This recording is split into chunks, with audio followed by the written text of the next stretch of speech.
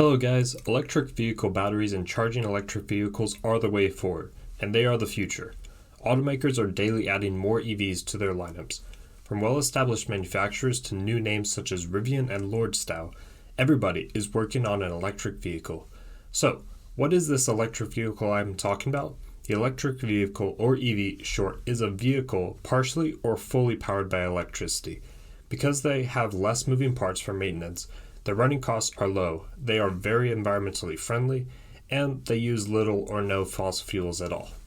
The vehicle makes use of a large traction battery pack to power the electric motor and must be plugged into an electric vehicle supply equipment, also known as an EVSE, or you can just say wall outlet or charging equipment.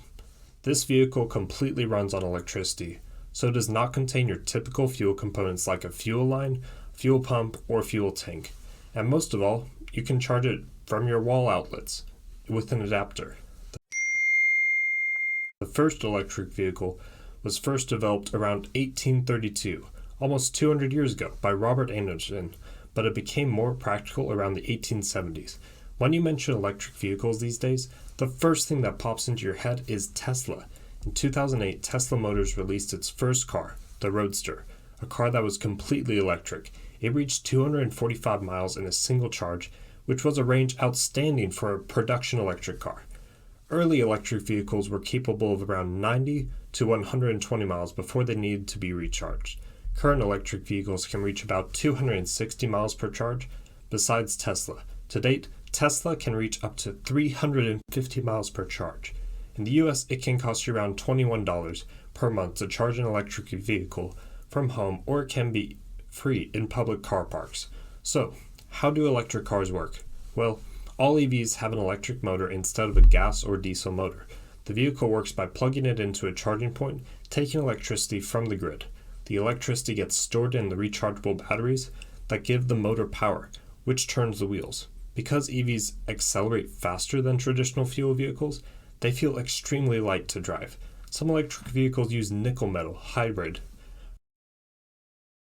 or lead-acid batteries.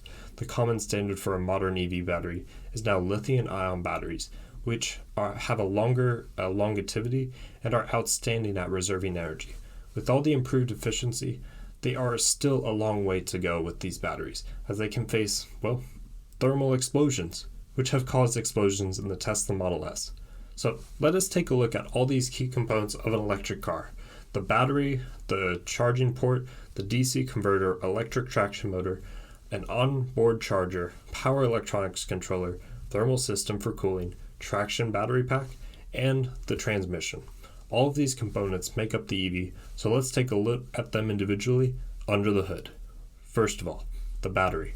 An all-electric auxiliary battery provides power to the vehicle and all the accessory ports. The charge port, allows the EV to connect to charging equipment in order to charge the battery pack. Then the DC converter, which converts the high voltage power to lower DC voltage power, which is needed to recharge the auxiliary battery and run the vehicle accessories. The electronic traction motor uses power from the traction motor to drive the vehicle's wheels. The onboard charger takes electricity supplied via the charging equipment and converts them into DC power for charging the battery. It also monitors the battery characteristics like temperature, voltage, current, and the state of the charge while charging the vehicle pack to prevent explosions. The power electronics controller. It's a unit that manages the flow of energy derived from the traction battery. It controls the speed and torque it produces. The thermal system keeps the vehicle from overheating, keeps an onboard temperature range of the motor, power electronics, and other components.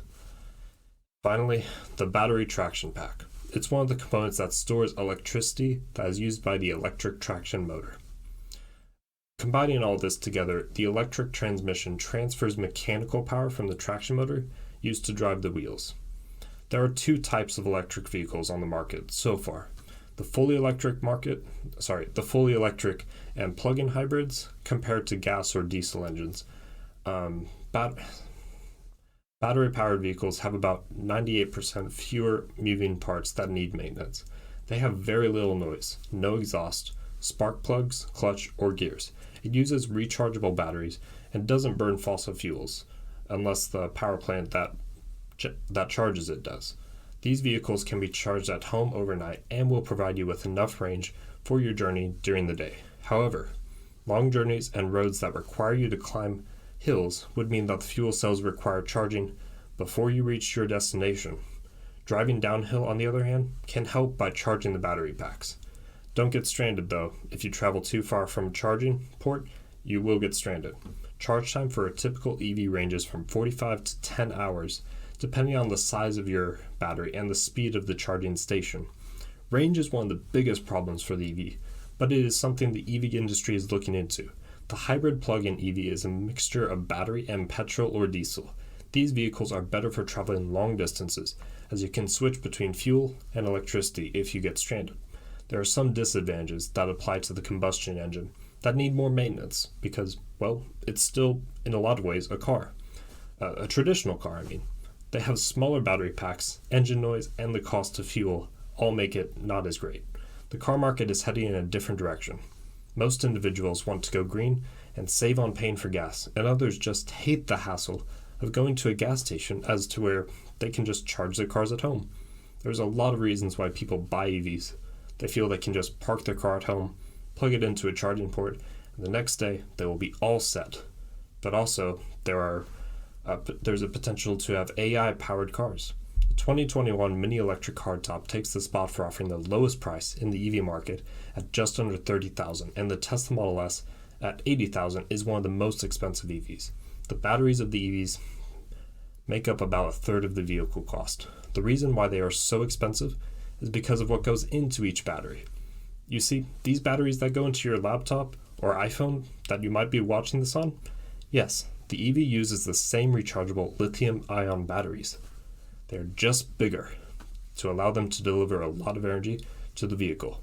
The cathode, one of the two electrodes that stores and releases charges, are one of the priciest components in each cell. The mineral cathodes need to pack more energy and are extremely expensive. Minerals like nickel, cobalt, lithium, and manganese. These minerals need to be mined, processed, and then converted into high-purity chemical compounds.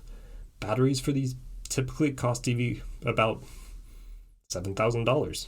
Came down quite a lot since 2010, with about 87% of the overall pack price still above the threshold with $100 per 156 kilowatt hour. That would help trigger mass acceleration. The cost of batteries aren't expected to fall anytime soon, but lithium-ion packs will drop to $94 per kilowatt hour by 2024. The way manufacturers will get there is by replacing high-cost cobalt with nickel. Nickel has double benefits. It's priced cheaper and can hold more energy, which will allow manufacturers to reduce the volume needed. If we take a look at the cobalt, the advantages of it is that it doesn't overheat or catch fire that easily. So manufacturers have to make some safety adjustments when they submit a substitute. Also, there are some issues with the environmental costs of lithium-ion batteries. In conclusion, all electric cars are environmentally friendly, and they can contribute to improving air quality in cities and towns all around the world, especially China.